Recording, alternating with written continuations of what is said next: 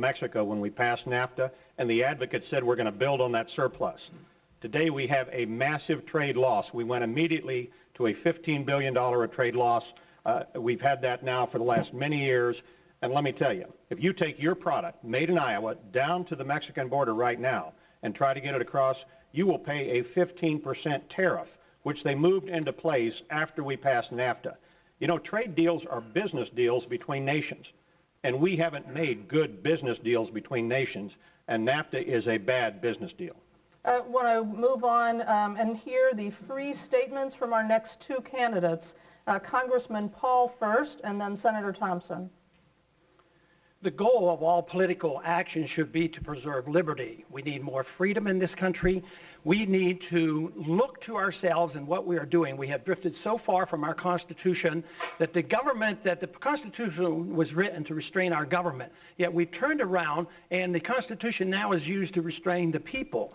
But we have no chance if we don't restrain the government, all that they do in undermining our personal liberties, controlling our economic well-being, and using it as an excuse to police the world. If we don't change the role for government, this country is going to suffer a very, very serious economic crisis. Senator Thompson. On all these issues, I've been a strong, consistent, common sense conservative. But the most important issue facing our country, and will be for a long time, is national security and the safety of our people. I've spent a lot of time, both in and out of government, traveling, talking to foreign leaders, dealing with these issues. I know the world we live in. I think I know what we need to do. I think that it's going to require strong leadership. And I would ask people to think one thing before they cast a vote. When our worst enemy is sitting down at the negotiating table thinking about what he can do to the United States of America, who do you want sitting on our side of the table representing you? That's probably the guy you ought to elect president. Thank you. I want to take on a new issue. I would like to see a show of hands. How many of you believe global climate change is a serious threat and caused by human activity? I'm not doing hand shows today. Yeah. No hand shows. No hand shows. I'm with them. And so, does that mean, is that yes or no for you? Do you believe that global climate change is a serious threat and caused by human activity? Oh, do you want to give me a minute to answer that? No, I don't. Well, then I'm not going to answer it. Okay. How about 30 seconds? No, I want You want to show of hands? I'm not giving it to you. We're going to follow up on that, but what I need to know is who believes global climate change is serious and caused by human activity, and then we'll talk in more detail about it. I believe that global climate change is climate change is real, and I've been Let's have a chance to talk about it. I'm going to start with Senator McCain, come back to Mayor Giuliani. I've been involved in this issue since the year 2000. I have had hearings. I've traveled the world. I know that climate change is real, but let me put it to you this way. Suppose that climate change is not real and all we do is adopt green technologies, which our economy and our technology is perfectly capable of. Then all we've done is given our kids a cleaner world. But suppose they are wrong. Suppose they are wrong and climate change is real and we've done nothing. What kind of a planet are we going to pass on to the next generation of Americans? It's real. We've got to address it. We can do it with technology, with cap and trade, with capitalist and free enterprise motivation, and I'm confident that we can pass on to our children and grandchildren a cleaner, better world. Mayor Giuliani? I agree with John. Climate change is real. It's happening. I believe human beings are contributing to it. I think the best way to deal with it is through energy independence. Who doesn't agree? And I think energy independence that I agree with. Who doesn't agree? What he said contributing, but not totally. Yes. Oh, yeah. okay. Yes. Okay. Yeah. Well, and I think our party. You're getting closer. More than contributing. Give us each a chance. And I think that our party should embrace this as an issue for us. Let me come at it this way. Let me come at it this way. What impact on the economy would be acceptable in order to reverse global warming and greenhouse gas emissions?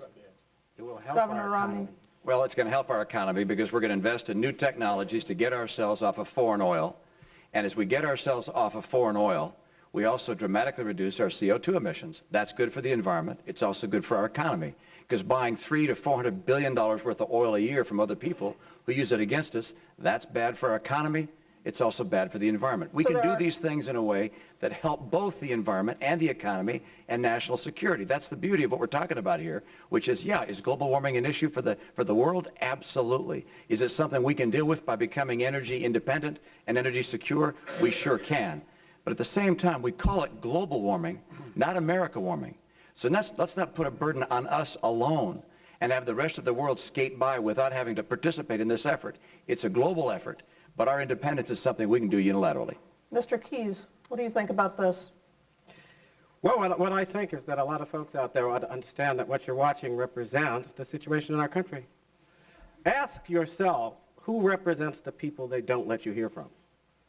And you'll know who you should vote for in the Iowa caucuses. Who represents the voice that they're absolutely determined to overlook in the discussion of our sovereignty and the betrayal of this people's sovereignty. On the border, on our moral principles, on the major export overseas, which is our jobs. These folks represent the very elites who year after year after year have destroyed our Constitution, Ambassador, betrayed our rights, and undermined our strength created by our people in the world. Ambassador, And yet the one person willing to talk about that is overlooked time and time again. That person I agree with represents Alan you. Keyes' position on global warming. Because mostly, I would have to say, I'm in favor. let me come to... I'm in favor of reducing global warming because Let me come to a I think the most question. important emission we need to control is the hot air emission of politicians who pretend one thing and don't deliver. Dr. Heal, myself. Let me come back. Let me come to a question that Iowans may not let you out of answering. Governor Huckabee, you've said you support increasing government mandates requiring motorists to use 36 million gallons of biofuel by 2022, which is 6 times what we're producing this year. Are you willing to increase that mandate, even if it will drive up feed for livestock producers or force consumers to buy flex fuel vehicles? I don't think that's what's necessary. And the reason that this issue ought to be important is because we don't own this earth. We are simply stewards of it, caretakers. And I know on a day like today, it's hard to believe there is global warming, if anybody's been in Iowa on a day like today. But climate change and who's causing it is of less importance than what Senator McCain said, and he's exactly right. We have done no harm if we take better care of this planet and give it to our children with cleaner air, cleaner soil, and cleaner water. So are you willing to increase the mandate? I am willing for us to make the decisions which will not necessarily create the mandates. And here, let me tell you how we do it. You know who one of the biggest energy users is in the whole country? The United States government.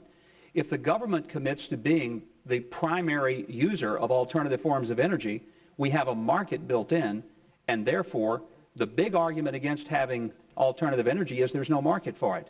Well, let the government be a marketplace, and we'll create the kind of demand that lowers the price rather than raises the price. Congressman Hunter? You know, I'd say instead of mandates, incentives. The problem with mandating only biofuels, and you know, ethanol is not the greatest thing in show business. You use a lot of energy to create ethanol, and there's other biofuels out there, biodiesel, et cetera. But by giving incentives in R&D and by bringing our government laboratories together with business, with our educational institutions, the United States can become the center with a brand new industry of energy innovation. We can be the leaders in the world in this, but you don't want to push away things like hydrogen, fuel cells, and other things.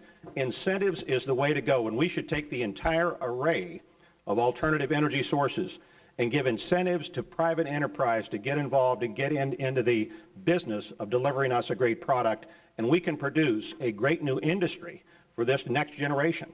Congressman Tancredo, what would you do about mandates? No, I don't believe in mandates. I don't believe that they should be increased. I believe that the market is the best determinant of exactly how these problems should be addressed. I don't mind and I would not be opposed to any investment in research and development, but the idea that the government knows the right amount somehow, some way. Some brilliant analyst, usually some politician who hasn't the slightest idea of the issue, will make a decision about what is the right amount of mandate to impose on the rest of the country. And you know what? It never works out right. Let the market. I trust the market more than I do the government. Let's hear free statements from 2 more candidates. First, Congressman Tancredo, and then Governor Huckabee. We have had 40 years